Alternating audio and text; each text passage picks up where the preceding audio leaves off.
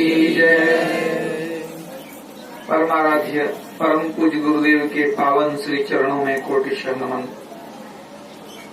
आदरणीय प्रतिष्ठित नगरवासियों, धर्म प्रेमी सज्जनों, माताओं, बहनों तथा प्यारे बच्चों, अभी हम लोग मनुष्य शरीर की उपादेयता के संबंध में पाठ में सुन चुके हैं। जितने भी संत और भगवंत आते हैं वे इस मनुष्य शरीर की विशेषता गाते नहीं अगाते। संत हो या भगवंत हो, मनुष्य शरीर की बड़ाई अवश्य करते हैं। अभी आपने सुना भगवान राम के मुख से, बड़े भाग मानुष तनु पावा। हमारे गुरुदेव ने कहा, क्षण क्षण पल पल समय सिरावे, नरतन दुर्लभ फिर नहीं पावे। भगवान बुद्ध ने कहा, मनुष्य का जन्म पाना दुर्लभ है। मनुष्य जन्म पाकर के भी जीवित रहना दुर्लभ है। जीवित रह करके भी सत्संग सुनना दुर्लभ है। सत्संग सुन करके भी बुद्धत्व को प्राप्त करना यानी निर्वाण पाना दुर्लभ है।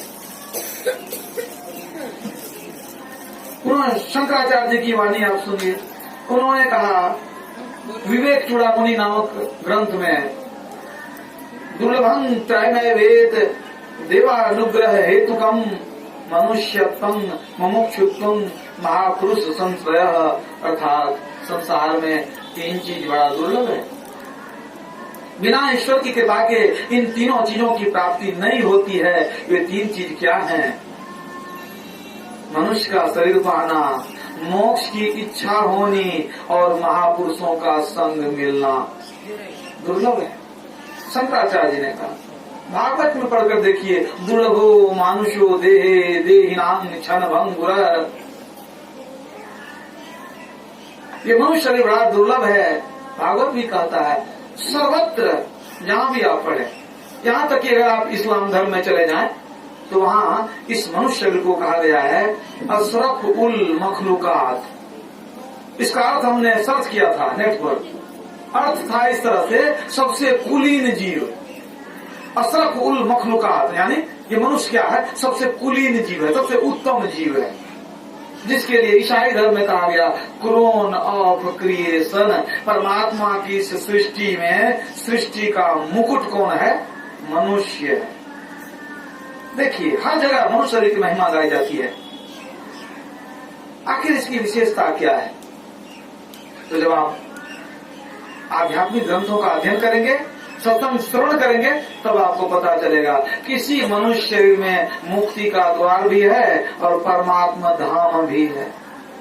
अंदर में ही परमात्मा मिल जाते हैं। अंदर में हरिद्वार है, परमात्मा का धाम है और मुक्ति भी शरीर के अंदर ही मिलती है। इस तरह से देखें तो ये शरीर ही धर्मशाला है। सारे धर्म के काम आप इस शरीर में रहकर कर सकते हैं। कबीर साहब ने कहा, मन मथुरा दिल द्वारिका, काया काशी जान, 10 द्वारे का देहराता में ज्योति पहचान। मन मथुरा दिल द्वारिका, काया काशी जान। ये हमारा शरीर ही काशी है, यही हरिद्वार है। इसमें हरि का दर्शन होता है। परमात्मा भी है, मुक्ति भी इस शरीर के अंदर है। तो परमात्मा से भेंट किनको होगी? मुक्ति को कौन पाएगा इस शरीर के अंदर रह करके? जिसने विषय भोग से अपने मन को हटा लिया है। क्योंकि ये रास्ता अलग अलग है। जो विषय में डूब जाते हैं वे प्रभु से दूर हो जाते हैं। वे अंदर के बदला बाहर चलते रह जाते हैं। तो जिन्होंने अपने को विषय भोग से उपराम कर लिया है, वे मोक्ष कर द्वारा को पा लेते हैं। वे परमात्मा का दर्शन कर लेते हैं। देहस्था सर्वविद्याश्च देहस्था सर्वदेवता देहस्था सर्व तीर्थानि गुरु वाक्येन लभ्यते। ज्ञान संकीर्तन तंत्र में आया। इस शरीर में सारे देवता हैं, सारी विद्याएं हैं, सारे तीर्थ हैं। तीर्थराज प्रयाग इस शरीर के अंदर है। वो कहाँ है? ईड़ा भगवती गंगा पिंगला यमुना नदी, ईड़ा पिंगलयोर मध्य सुषुम्ना च सरस्वती। त्रिवेणी संगमो यत्र तीर्थराजः स उच्यते तत्र स्नानं प्रकुर्वीत सर्व पापहे प्रमुच्यते। इस मनुष्य शरीर में 3 प्रधान नाड़ियां हैं, पीड़ा, पिंगला और सुषुम्ना। अब तीनों का जो मिलन स्थान है उसको त्रिवेणी संगम कहते हैं। जो उसमें स्नान करते हैं तत्र स्नानं प्रकुर्वीत सर्व पापहे प्रमुच्यते, जो उस अंदर के त्रिवेणी में स्नान कर लेते हैं उनके सारे पाप मिट जाते हैं। तीर्थराज प्रयाग हमारे अंदर है, नहीं जानते हैं। बाहर का तीर्थराज प्रयाग जो है वह सांकेतिक है, वह जड़ है, लेकिन ये जो अंदर का तीर्थराज है सांकेतिक नहीं है। यही असली तीर्थराज प्रयाग है जो मुक्ति को देने वाला है। वहाँ डुबकी लगाएंगे मुक्ति नहीं मिलेगी, लेकिन अंदर में जो ये संगम है यहाँ डुबकी लगाने से सबको मुक्ति मिलती है। इसलिए गुरुदेव ने कहा, हमारे गुरुदेव ने, गंगा जमुन सरस्वती संगम पर संध्या करो निक भाई। गंगा जमुन सरस्वती क्या, हीरा पिंगला सुषुम्ना का जो समागम है वही संध्या करो। दृष्टि युगल कर अंगुल द्वादश पर दृढ़ स्थिर धर ठहराई। वहीं पर कैसे हम अपना आसन जमाएंगे, दृष्टियों के द्वारा आसन जमाएंगे, तब हम उसमें डुबकी लगाएंगे, तब सारे पाप मिट जाएंगे, तब प्रभु के दर्शन होंगे, मुक्ति की प्राप्ति होगी। लेकिन जो विषय भोग में डूब गए हैं वे इस धर्मशाला को अर्धशाला बना देते हैं, पापशाला बना देते हैं, वो प्रभु से दूर हो जाते हैं। उनके लिए प्रभु को पाना बहुत असंभव है। इसलिए भगवान राम ने कहा कि ये शरीर साधनों का धाम और मोक्ष का द्वार है, साधन धाम मोक्ष का द्वारा। लेकिन उसमें एक हिदायत बता दिया, चेतावनी दे दिया, क्या,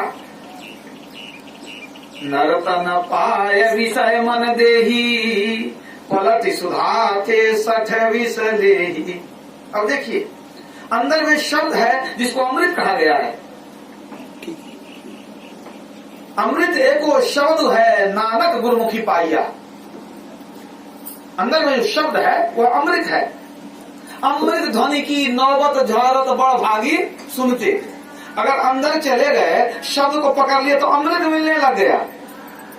लेकिन अगर बाहर में विषय में मन लगा दिए तो भगवान राम उत्तर देते हैं, नरत न पाए विषय मन देही पलटी सुधाते 60 विष लेही।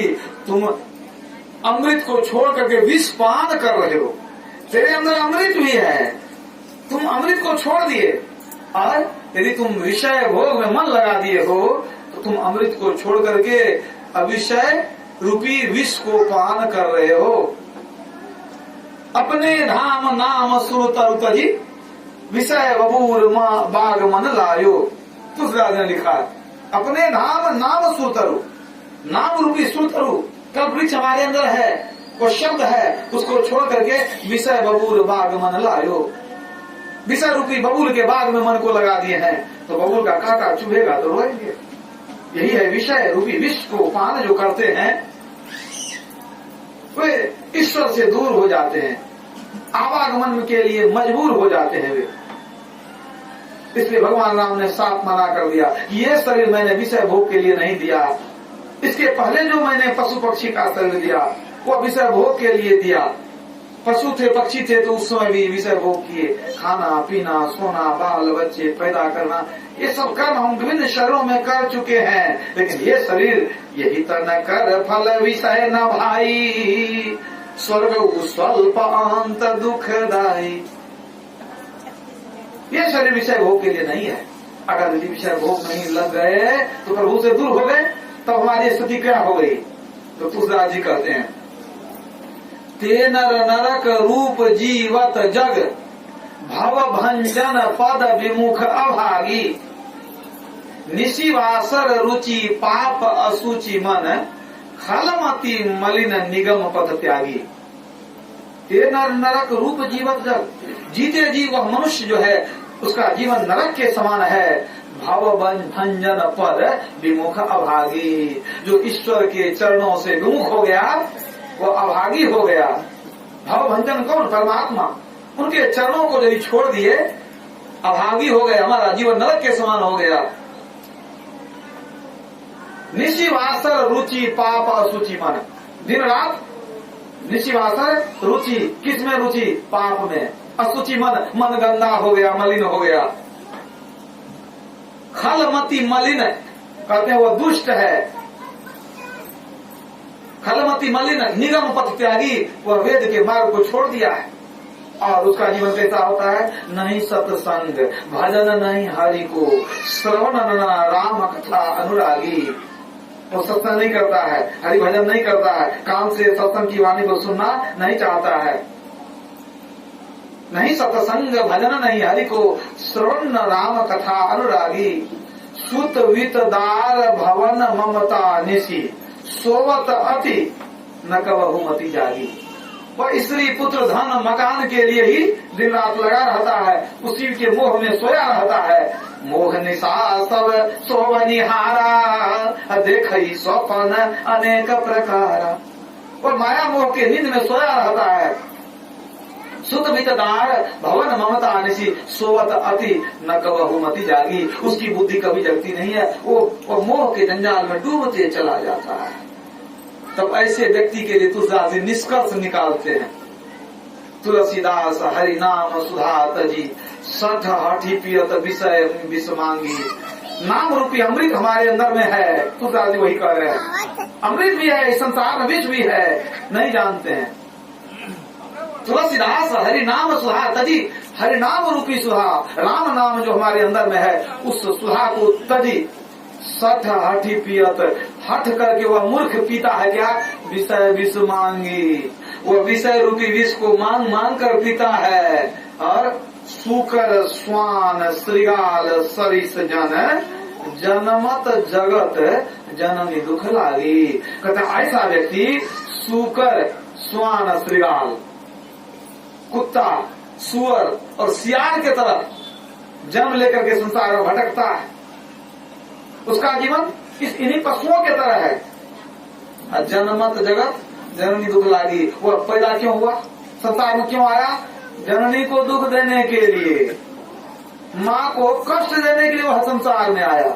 9 महीना माता उसको पेट में रखी, पाल पोस के बड़ा की, अपने शरीर के खून को सुखाई, लेकिन और उसका कोई मकसद नहीं है संसार में आने का। वो माँ से कोई कर्ज चुकाने के लिए, दुख देने के लिए पैदा हुआ है। तुलसीदास जी कर सठ हाटी पियत विषय विष मांगी। विषय रूपी विष में जो डूब गया, प्रभु से दूर हो गया। जैसे शिकारी कुछ चारा कुछ दाना डाल देता है चिड़ियों को फंसाने के लिए, वो गया जो खाने के लिए, चिड़िया उसमें फंस गई। उसी तरह ये विषय वासना क्या है? ये माया ने चारा फेंका है, माया के द्वारा डाला गया चारा है। जो विषय वासना में डूबते हैं वो माया के बंधन में बंध जाते हैं, और माया उनको जन्म जन्म तक दुख देती है कि जन्म नहीं। माया ठगनी बड़ी ठगी यह जात है, अब बच्चे न या से को लगी दिन रात है। कौड़ी नाही संग कड़ोरनी जोड़ के, अरे हारे पलटू गए हैं राजा रंग लंगोटी छोड़ी के।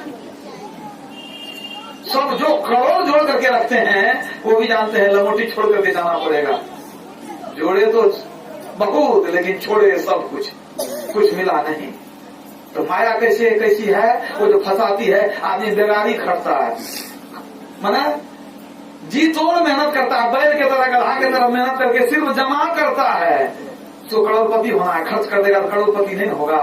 कन खा करके धन जमा करता है, देखता है अब हमको लाख पूर गया, 5 लाख हो गया, 10 लाख, अब करोड़ भी हो जाएगा। वो सिर्फ जमा करता है। गए हैं राजा रंग लंगोटी छोड़ के, एक बार जब आंख बंद किए तो रुपया का ढेरी आपका नहीं रहा। कोई काम का हुआ?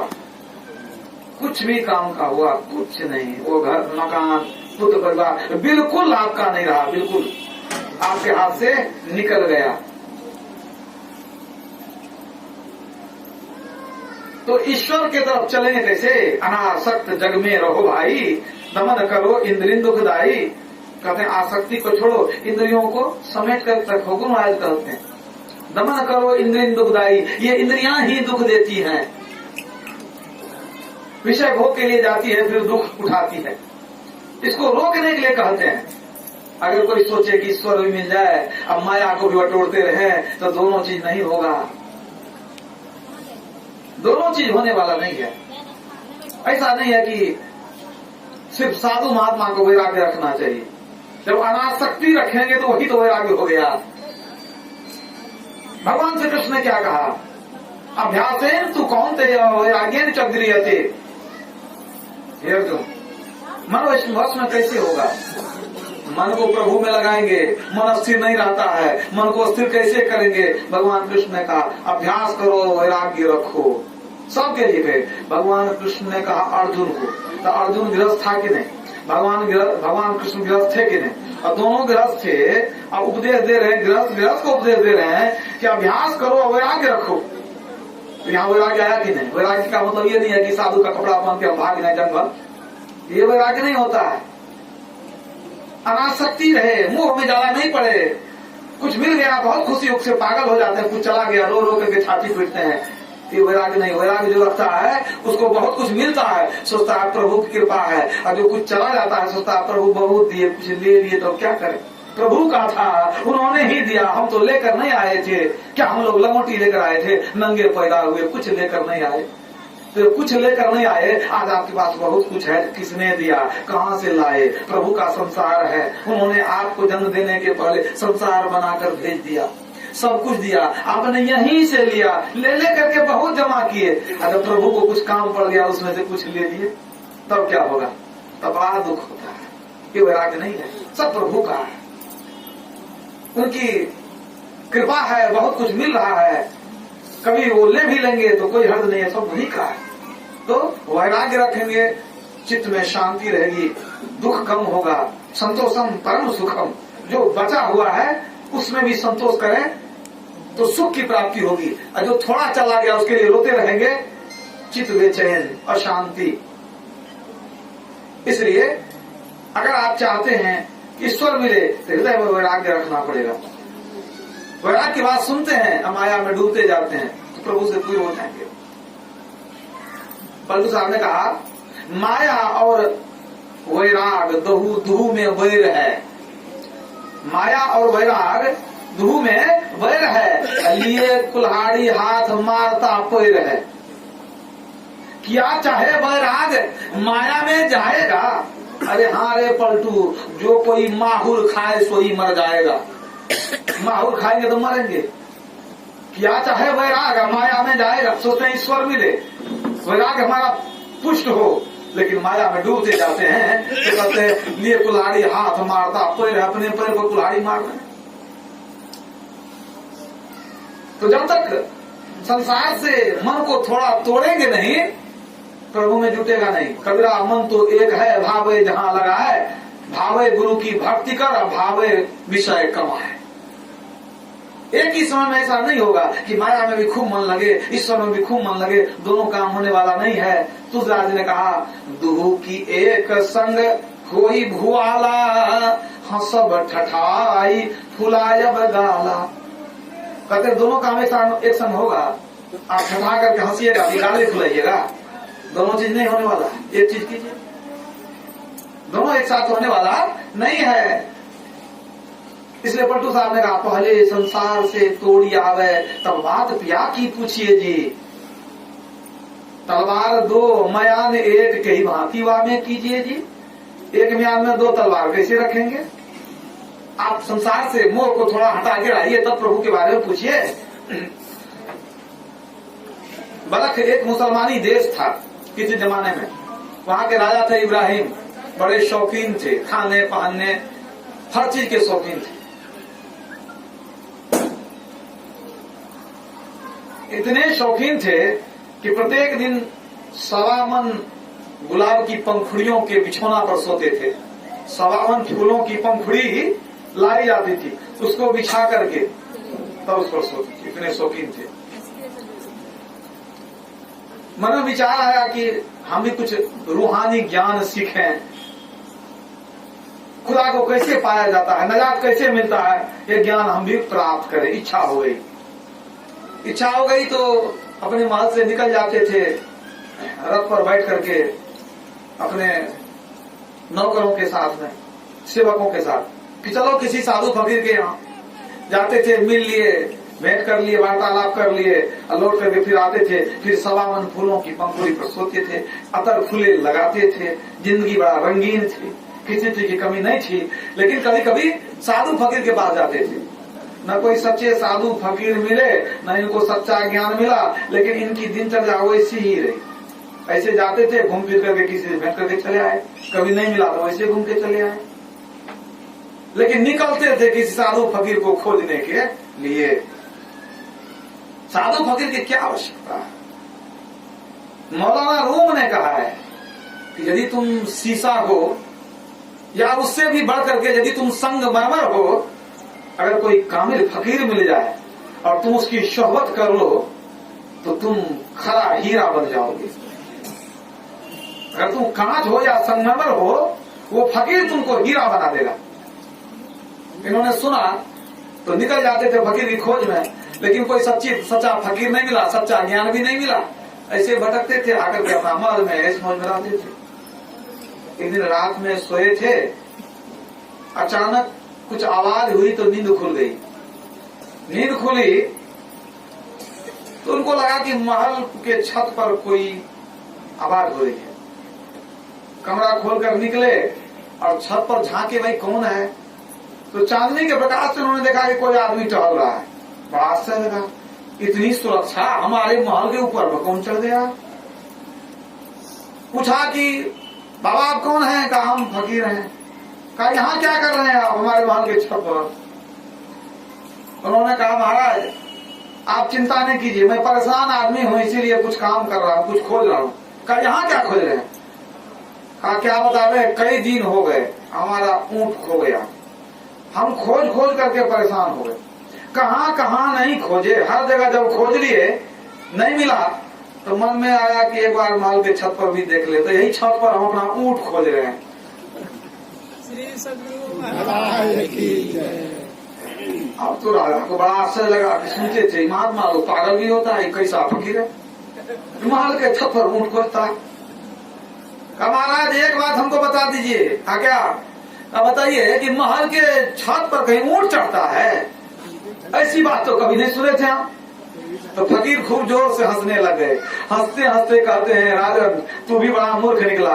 अरे जब सवा मन फूलों के कलियों पर सोए सोए खुदा मिल सकता है तो महल के छत पर ऊंट क्यों नहीं मिल सकता? श्री सद्गुरु महाराज की जय। जब सवामन फूलों के कलियों पर सोए सोए ऐश मौज करते करते खुदा मिल सकता है तो महल के छत पर ऊंट क्यों नहीं मिल सकता है? ये जो सुना ऐसा झटका लगा बादशाह को, मूर्छित हो गया।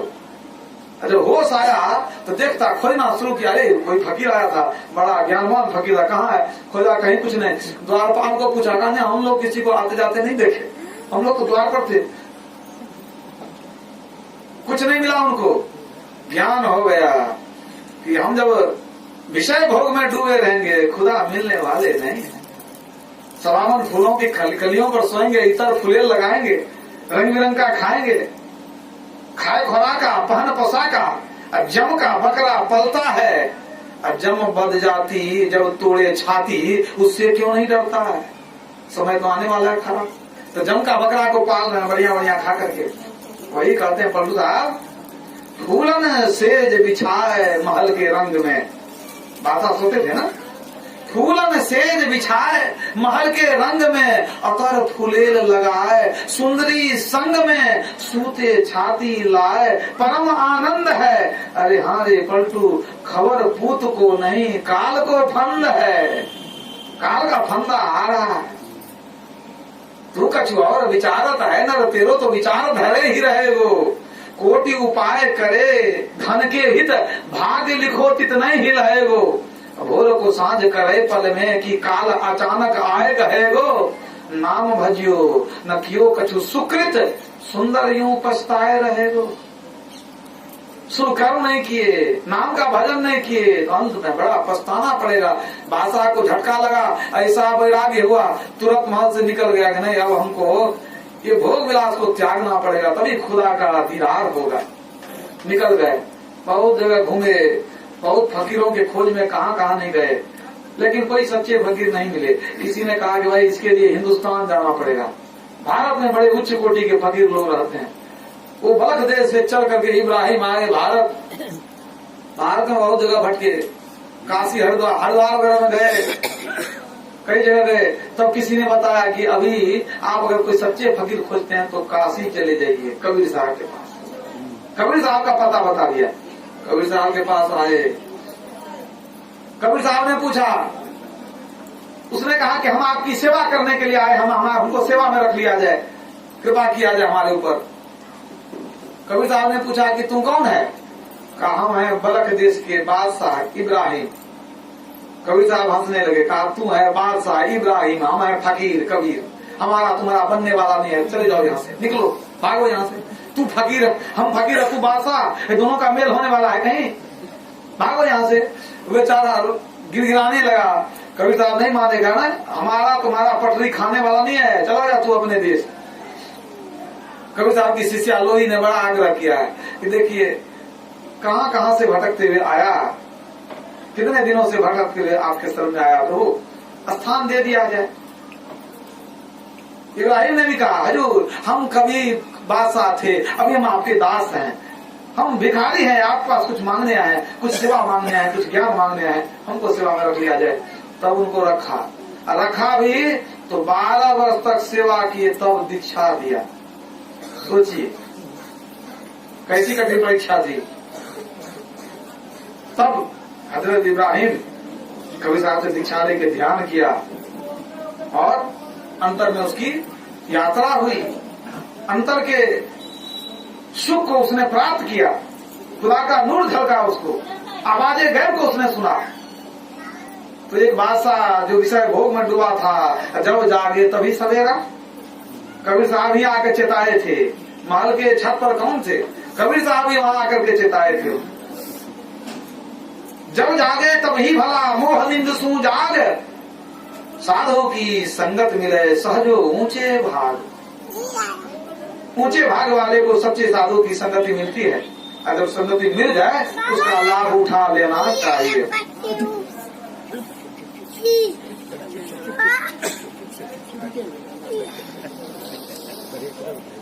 तो हजरत इब्राहिम का उद्धार हो गया, तो विषय भोग वासना को त्याग करके गुरु के शरण में आ गया।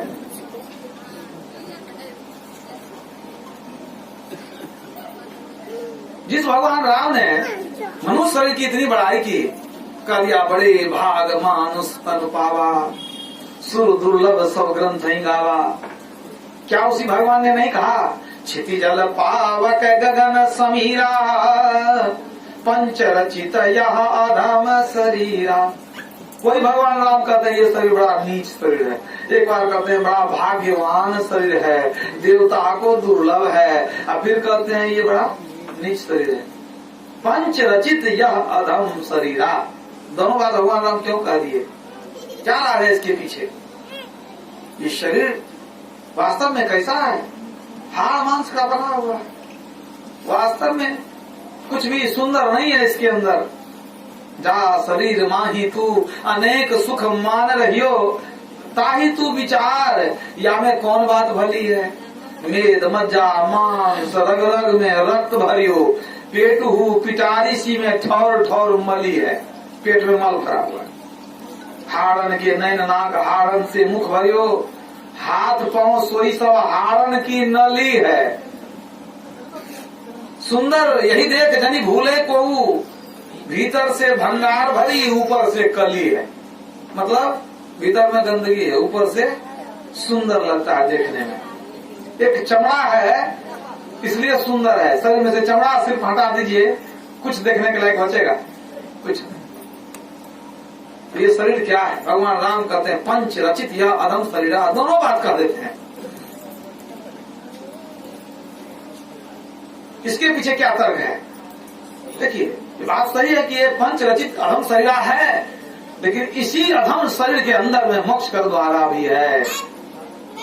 सब घट मेरा साइया सुनी सेज न कोय, बलिहारी वा घट की जा घट परगट होए। सबके अंदर में परमात्मा विराजमान है, लेकिन वह मनुष्य धन्य है जिनके हृदय में परमात्मा प्रकट हो गए, जिसने परमात्मा को अपने अंदर पा लिया, दर्शन कर लिया, वो धन्य है। तो इस शरीर को आप धर्मशाला बनाए कि अगशाला बनाए, आप पर निर्भर करता है। यदि इसी शरीर से आप ईश्वर की भक्ति कर लिए तब तो ये शरीर पवित्र शरीर है। अगर विषय भोग में चले गए, ये शरीर अधम शरीर है। सोई पावन सोई सुभग शरीरा, जो तन पाय भजई रघुवीरा। तुलसीदास जी कहते हैं वही शरीर पवित्र है, वही शरीर सुंदर है जिस शरीर से हरि का भजन होता है। मतलब जो व्यक्ति हरि का भजन करते हैं उनके लिए बड़े भाग मानुष तनु पावा, और जो विषय भोग में लगे हुए हैं उनके लिए पंच रचित यह अधम शरीरा। उनके लिए शरीर जैसे पशु का शरीर है वैसे ही मनुष्य का शरीर है, दोनों में कोई भेद नहीं है। खाना पीना और सो जाना यह काम है पशु समाना, फिर मनुष्य देह क्यों धारी, हरि भजन करो सुखकारी। हरि भजन कर लिए तब हम देवताओं से भी ऊपर जा सकते हैं। अगर विषय भोग में डूब गए तो दानव से भी नीचे गिर सकते हैं। कि मनुष्य जहाँ चाह वहाँ रहा, जो बनना चाहे वो बन सकता है। साधन धाम मोक्ष कर द्वारा। इंसान ही है जो भगवान बन जाता है, इंसान ही है जो शैतान बन जाता है, इंसान ही है जो मानवीय गुणों को अपना करके इंसान बन जाता है। यह कैसे होता है? किसी ने बड़ा अच्छा कहा कि जो गलतियां करता है और उसको मानता नहीं उसे नादान कहते हैं। गलती करे समझाइए तो माने नहीं हम ठीक है। गलतियां करे उसे माने नहीं, उस व्यक्ति को नादान कहते हैं। अब गलतियां करे करता ही चला जाए उसको शैतान कहते हैं। अब गलती करे उसको सुधार ले, गलती हो गई उसको सुधार ले, उस व्यक्ति को इंसान कहते हैं। और जो गलती कभी करे ही नहीं उसको गुरु भगवान कहते हैं। श्री सद्गुरु महाराज की जय। ये भी इंसान ही थे ना, माता के पेट से पैदा हुए। हमारे आपके तरह माँ का दूध पिए गोद में खेले, लेकिन भगवान बन गए कि नहीं? अपने गुरु के शरण में गए, गुरु ने जैसा कहा वैसा किया, गुरु ने इनको परमात्मा बना दिया। भगवान से पूछा, परमात्मा बना दिया। सदगुरु पशु मानुष करें, मानुष थे सिद्ध सोए, दादू सिद्ध है देवता देव निरंजन होए। गुरु ऐसी भक्ति बताते हैं कि मनुष्य को परमात्मा बना देते हैं। और जब परमात्मा बन गए तो आप देवताओं से भी ऊपर चले गए।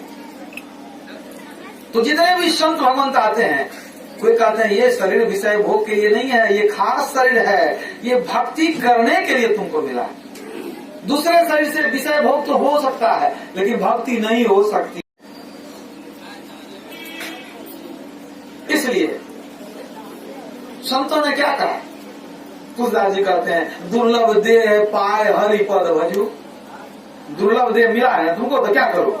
दुर्लभ देह पाए हरि पद भजू, कर्म वचन अनुहीते मन पछताई है अवसर बीते। बाद में पछताना पड़ेगा, इसलिए मनुष्य मिला है तो भक्ति कर लो।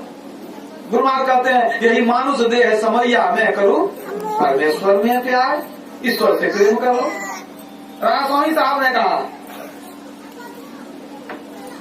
यह तन दुर्लभ तुमने पाया, कोटि जन्म भटका जब खाया। करोड़ों जन्म भटके हो तब मनुष्य मिला। कोटि जन्म भटका जब खाया, अब याको बिरथा मत खो, चेतो छिन छिन भक्ति कमाओ। पल पल भक्ति कमा लो, इसलिए मनुष्य मिला है। मतलब ये शरीर भक्ति करने के लिए मिला, विषय भोग में बर्बाद करने के लिए नहीं। ये बात बहुत लोग जानते हैं कि मनुष्य से भक्ति करनी चाहिए। जो सत्संग में आते हैं वो भी जानते हैं, और जो नहीं आते हैं वो भी कुछ न कुछ अपने अर्जित ज्ञान के आधार पर भक्ति अवश्य करते हैं। कुछ न कुछ करते हैं भक्ति के नाम पर, तीर्थ करते हैं, व्रत करते हैं, पूजा पाठ करते हैं। लेकिन ये जो पूजा पाठ करते हैं, तीर्थ व्रत करते हैं, इससे मुक्ति नहीं मिलती, ईश्वर का दर्शन नहीं होता।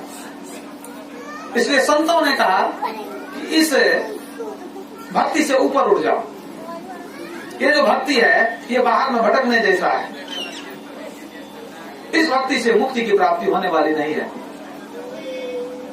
कबीर साहब ने कह दिया गुड़वा गुड़िया सुप सुपलिया तजी देव बुद्धि लड़कैया खेलन की। बच्चों का खेल छोड़ दो, यज्ञ दान तीर्थ करे, पूजा भांति अनेक, मुक्ति न पावे सहजिया बिन भक्ति हरि एक ईश्वर को नहीं जानते हो, उसकी भक्ति नहीं करते हो तो मुक्ति नहीं मिलेगी। नानक साहब ने कहा तीर्थ व्रत बहुतक करे, तीर्थ व्रत बहुतक करे, मन में धरे गुमान, नानक निष्फल जात है जो कुंजर स्नान। कुंजर मन हाथी, हाथी का नहाना कैसा होता है?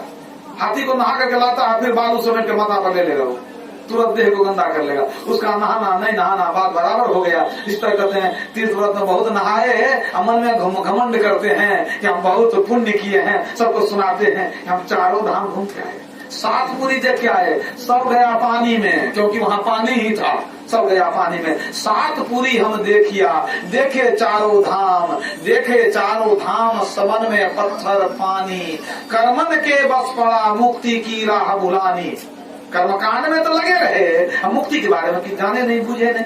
कर्मन के बस पड़ा मुक्ति की राह भुलानी, चलत चलत पग थके छीन भई अपनी काया। तीर्थ में तीर्थ करते करते बीमार हो जाता है आदमी, आता है तो पानी भी चढ़ता है। हम लोग देखते हैं, जाता है बाबा धाम कांवर लेकर के बोल बम, उधर से हाथ पैर फूल गया, कितना आदमी बिछाना पड़ा रहा, कितना तो वही राम नाम सब हो जाता है। भीड़ में एक आदमी गिर गया, 10-20 उसके ऊपर चढ़ गया, वही मुक्ति मिल गई। चलत चलत पग थके छीन भई अपनी काया, काम क्रोध नहीं मिटा बैठ कर खूब नहाया। ऊपर डाला धोए मैल दिल बीच समानी, पत्थर में गया भूल संत का मरम न जानी। जो हमको पवित्र करने वाले संत हैं उसको तो भूल गए हम, यहाँ तीर्थों में पत्थरों में लगे रह गए। पलटू नाहक पची हुए, संतन में है नाम, सात पूरी हम देखिया देखे चारों धाम। बाद में तीर्थ व्रत करते हैं, उसका भी घमंड होता है, बहुत गुमान होता है, लोगों को सुनाते हैं वैसे किए वैसे किए, और गुरु के शरण नहीं गए, सिर्फ तीर्थ व्रत बहुत करते हैं, तो उससे क्या होगा? तुलसी साहब कहते हैं बड़े बड़ाई पाए के रोम रोम अहंकार, सदगुरु से परिचय बिना चारों वरण चमार। सदगुरु के शरण नहीं गए हैं तब तक चमार है। ब्राह्मण नहीं बन सकते आप, सदगुरु ब्राह्मण बना देते हैं। ब्रह्म जानाति ब्राह्मण, ब्रह्म को जना देंगे ब्राह्मण हो गए आप, कौन इसको काट सकता है? ब्रह्म जानाति ब्राह्मण शास्त्र का वचन है। अभी हम लोग अगर सदगुरु के चरण से दूर हैं तो कोई भी जाति है लेकिन वो चमारी है। तो बाहर का पूजा पाठ कीजिए, घमंड बहुत रहेगा मन में, लेकिन वो घमंड क्या करता है? प्रभु से और दूर कर देता है।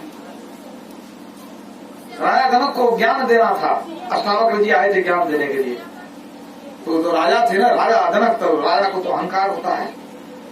तो अष्टावक्र मुनि ने कहा कि तुमको ज्ञान चाहिए, अंदर में चाहते हो कि प्रवेश करें हम, अंदर का कुछ ज्ञान मिले, तो सबसे पहले जहां से लोग सब आते हैं दरबार में, चप्पल जूता खोल करके वो वहीं जाके नीचे बैठे जाओ।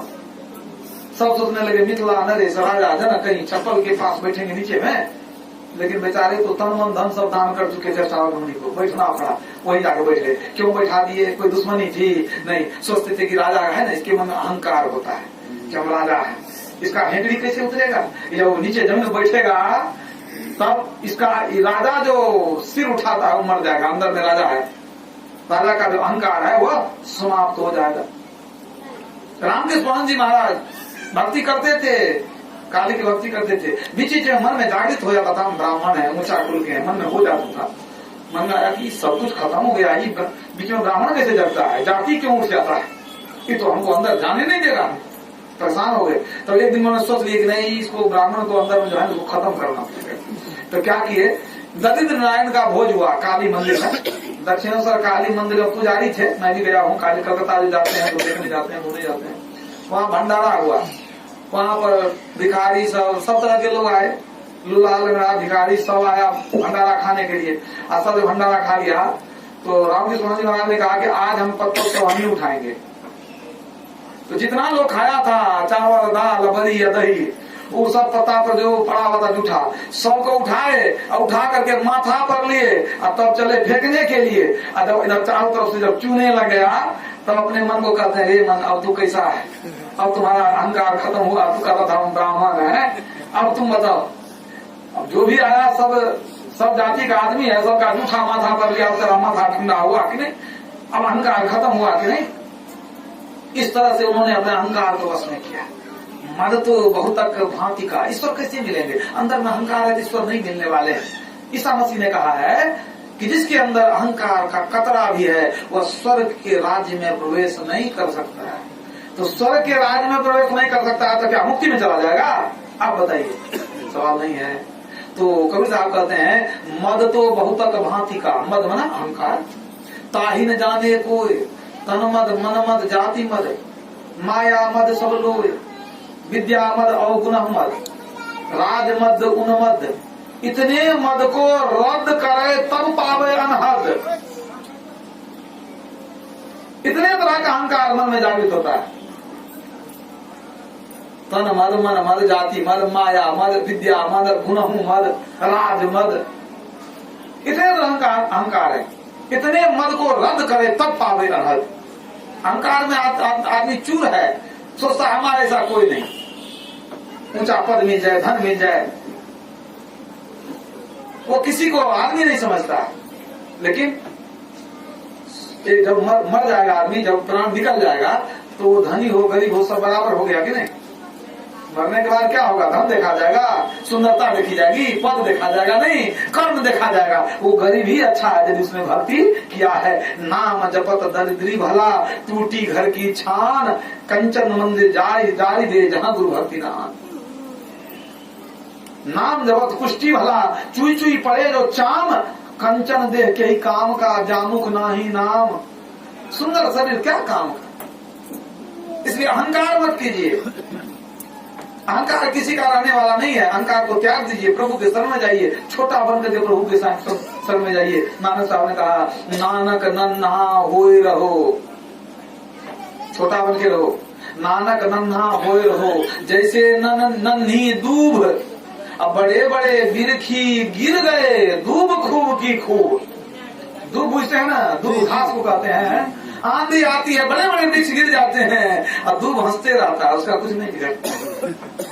बड़ा बड़ा घर गिर गया, ताड़ का पेड़, पीपल का पेड़ गिर गया, और वो छोटा सा घास जो है दूब, उसका कुछ नहीं बिगड़ा। नाना साहब कहते उसकी तरह तुम नन्हा बन के रहो, छोटा बन के रहो, विनम्र बन के रहो, अपने को बड़ा मत समझो। छोटा बन के रहोगे टिकाऊ रहोगे, मुलायम बन के रहोगे टिकाऊ बन के रहोगे। चीर के महात्मा थे, जब शरीर छोड़ने लगे तब तो शिष्य लोग कहते हैं कि बाबा आप तो जा रहे हैं, कुछ अंतिम उपदेश दे दीजिए। अपना मुंह खोल करके खोल दिए, कहा इसमें देखो। मुंह में जो देखा तो देखा, क्या देखेगा? देख लिया, कहा कुछ समझा? कहा क्या समझेंगे? कहा इसी में तुम्हारा उपदेश छिपा हुआ है। कहा बाबा मुंह में क्या उपदेश रहेगा? तो कुछ बुझे नहीं। कहा देखो मुंह में जीभ है कि नहीं? कहा हाँ जीभ तो है आपको। कहा दांत है? कहा दांत तो नहीं है। कहा यही उपदेश हुआ। कहा अब भी नहीं बुझे, मुंह में दांत नहीं है, जीभ है, ये क्या उपदेश हुआ? तो महात्मा जी ने कहा कि देखो पहले ये बताओ कि हम जब जन्म लिए थे तो दांत पहले से आई थी कि जीभ? कहा नहीं, दांत तो बाद में मतलब निकलता है ना, तो जीभ पहले से आती है, दांत बाद में निकलता है। कहा तो ठीक है, जीभ साथ में लेकर के आए थे, दांत बाद में हुआ। और अभी कौन है, दांत है कि जीभ है? कहा नहीं दांत नहीं है, जीभ है। कहा दांत बाद में आया, पहले चला गया। और जीभ बहुत पहले ही आया था, अभी तक है, यही उपदेश है। कहा तब नहीं बुझे? कहा अभी नहीं बुझा। मतलब यह है जो कड़ा सो झड़ा, वो दांत बाद में आया लेकिन कड़ा था तो झड़ गया। अब जीभ मुलायम थी ना तो पहले आई थी, अभी तक टिकी हुई है। बेटा मुलायम बन के रहो, बेटा मुलायम बन के रहो, विनम्र बन के रहो, सहे तो लहे। यही हुआ नानक नन्हा हुए रहो जैसे नन्ही दूब, घमंड मत रखो, छोटा बन करके रहो। बाबा फरीद कहीं जा रहे थे, एक वेश्या का कोठा था, नहीं वेश्या का कोठा नहीं था, एक कोई अमीर महिला थी, अमीर आदमी का घर था। तो वहां पर कुछ रोने की आवाज सुनाई पड़ी, रुक गए वहां। तो वहां मालकिन अपने नौकरानी को पीट रही थी। किसी को पूछते हैं बाबा फरीद ये क्या हो गया, काहे ना नौकरानी कितना मार रही है, नौकरानी चिल्ला रही है। तो उस आदमी ने कहा कि बाबा बड़े लोगों की बड़ी बात है बाबा, आप नहीं बुझिएगा। कहा तो हमको बुझा दो, बुझ जाएंगे। कहा ये जो है ना, इस मालकिन बड़ी सुंदरी है ना, ये आंख में रोज सुरमा लगाती है इसके लिए सुरमा पीसती है नौकरानी। आज जो सुरमा पीस के दिन है तो थोड़ा मोटा सुरमा पीसा गया, अब आंख में उसको थोड़ा लग गया तो इसीलिए वो चिढ़ गई कि क्रोध में आ गई, कैसा सुरमा पीसती है। सुंदर आंख में जो सुरमा लगाती है रोज, और सुरमा पीसने में थोड़ा सा गड़बड़ हो गया इसलिए लपड़ थप्पड़ दे रही है नौकरानी को। बाबा फरी सोचने लगे कितना घमंड है, कितना अहंकार है। बेचारी छोटी सी गलती पर पिटाई कर रही है नौकरानी की। समय गुजर गया, होते होते जमाना गुजर गया। बाबा फरी कहीं जा रहे थे बहुत वर्ष के बाद, सुनसान रास्ते होकर के बगल में सुनसान घाट पड़ा।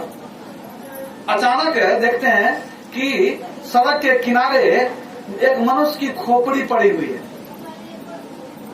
और खोपड़ी को गौर से देखे तो देखते क्या है, उसमें छोटी सी चिड़िया घोंसला बना ली है, और जो उसी में अंडा दे दी है, बच्चा भी उसमें हो गया है। तो खोपड़ी में जो आंख है उधर से बच्चा सब झांक रहा है, और मुंह में घोंसला बना हुआ है, वो जो खोपड़ी है कहीं पड़ी हुई है। बाबा को बड़ा कौतूहल हुआ देख करके कि मनुष्य खोपड़ी, उसमें छोटा सा मतलब घोंसला, उसमें चिड़िया का बच्चा भी है। देखते देखते उनको नहीं रहा गया, मन में सोचने लगे कि आखिर किसकी खोपड़ी है, ये क्या हो गया। महात्मा थे, थोड़ा ध्यान लगाने के लिए बैठ गए। तो ध्यान लगाए तो सारा क्या कहते हैं भूत वर्तमान भविष्य सब नजर में आ गया। क्या याद आ गई कि कई वर्ष पहले हम गुजर रहे थे, एक धनी घर की महिला थी और नौकरानी को पीट रही थी कि सुरमा तू मोटा क्यों पीस दी है। पता चल गया कि उसी की खोपड़ी पड़ी हुई है, उसी की खोपड़ी है। जिन आंखों में सुरमा लगाती थी वो आंख से देखिए आंख आज नहीं है, आज उसमें चिड़िया का बच्चा उसमें झांक रहा है। जीता जागता मनुष्य आज खोपड़ी बन करके सड़क के किनारे पड़ा हुआ है। कहाँ वह नैन, कहाँ वह शोभा, कहाँ रंग रूप दिखाई है। अब जिन लोगन सो नेह करत हो सो तो ही देख घिनई है, जादिन मन पंछी उड़ी जई है। ये जीवन बहुत कम दिन के लिए मिला हुआ है। ये दुर्लभ मनुष्य शरीर मिला है, मानव तन मिला है, मनुष्य का जीवन मिला है, लेकिन बहुत थोड़े दिन के लिए मिला है। कुछ अच्छा करना है तो कर लीजिए, वरना बुरा तो कुछ न कुछ हो ही जाता है। गृह कार्य नाना जंजाला, संसार में रहते हैं, कुछ न कुछ झूठ साथ तो हो ही जाता है। अगर कुछ पाप हो ही जाता है तो नरक का टिकट तैयार है, वो तो स्वाभाविक है, उसके लिए ज्यादा मेहनत नहीं करना है। लेकिन ये थोड़ा सा जीवन है, मांस आसीन जगत वासीन चेत चित में लाइए, जीवनो छोड़ो है क्यों जगत में गफिलाइए। थोड़ा सा मनुष्य का जीवन मिला, इसको संसार में क्यों बर्बाद करते हो। गुरु महाराज ने कहा मांस आसीन जगत वासीन चेत चित में लाइए, जीवनो थोड़ो है क्यों जगत में गफिलाइए। तो क्या करें, तो संसार में मत अटकिए, सत्संग में आइए, ज्ञान अर्जन कीजिए, क्या करना चाहिए क्या नहीं करना चाहिए इसको जानिए। आगरा के संतराज स्वामी साहब कहते हैं अटक तू क्यों रहा जग में। सत्संग है, बहुत लोगों को पता है, मालूम भी है, चलने का मन भी था, घर में कोई काम आ गया तो अटक नहीं आए। राज स्वामी साहब कहते हैं अटक तू क्यों रहा जग में, भटक में क्या मिले भाई, खटक अवधार यह मन में खोज सत्संग में जाई। जो कुछ मिलेगा सत्संग में मिलेगा, यहाँ करके खोजो। ये शरीर विषय वासना के लिए, भोग के लिए नहीं है, तब क्या करें। नरदेह दुर्लभ पाए के न भोगों में फंसना चाहिए, चढ़ी गिरी सुमेरु कूप दलदल में न धसना चाहिए। संसारियों का संग तज सत्संग बसना चाहिए, सुख दुख आदि द्वंद्व सह इस मन को कसना चाहिए। संसारियों का संग तज सत्संग बसना चाहिए। सत्संग में आते रहेंगे तब कुछ पता चलेगा ये मनुष्य शरीर क्यों मिला है। संत भगवंत आते हैं यही बताने के लिए, ये दुर्लभ मनुष्य शरीर कुछ दिन में नष्ट हो जाएगा, चला जाएगा। दुर्लभ देह पाए हरि पद भजो, ये शरीर मिला है ईश्वर की भक्ति करने के लिए। कैसी भक्ति करें ताकि हमको मुक्ति मिल जाए, इसी भक्ति करें। स्वर्ग जाने वाली भक्ति नहीं। भगवान राम ने कहा स्वर्ग स्वल्प अंत दुराई, ऐसी भक्ति मत करो कि तुम स्वर्ग जाओ, ऐसी भक्ति करो कि साधन राम मोक्ष कर द्वारा मुक्ति तुमको प्राप्त हो जाए। आवागमन से तुम छूट जाओ।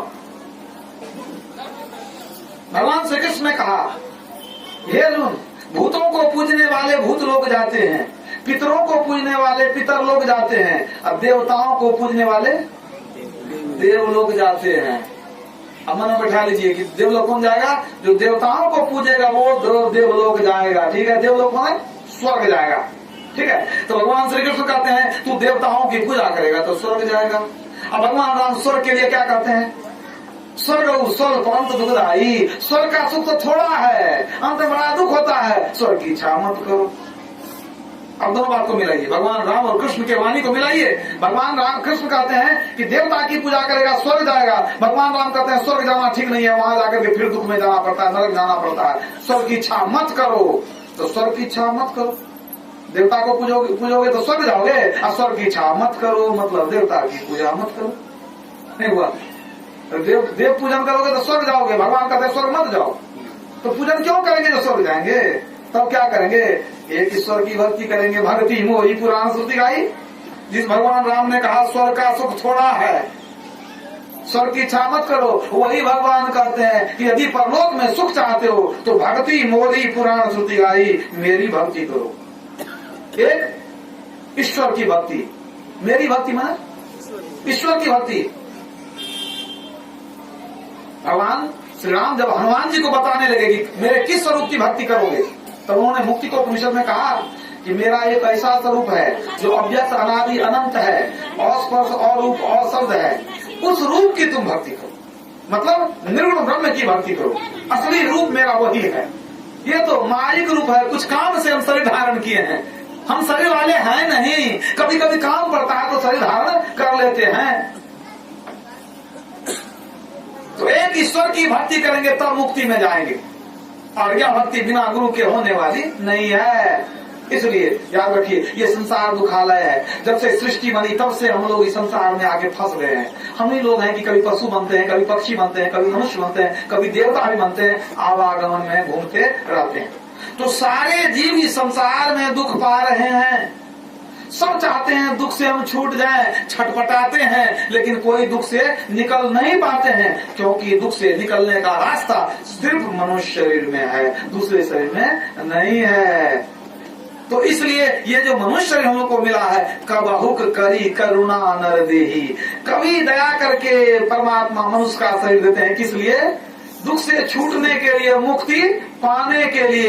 इसलिए हमारे गुरुदेव ने कहा, केवल न रही तन से मुक्ति को पावहु, याते यातन दुर्लभ मुक्ति कमावहु। तो हम लोग को मनुष्य शरीर मिला है, किस लिए? हम लोग ऐसी भक्ति करें कि मुक्ति को प्राप्त करें, आवागमन से छूट जाएं, और ये मनुष्य जन्म पाना तब हमारा सफल हो जाएगा। यही थोड़ा सा आप लोगों की सेवा में कहा। बोलिए प्रेम से श्री सद्गुरु महाराज की।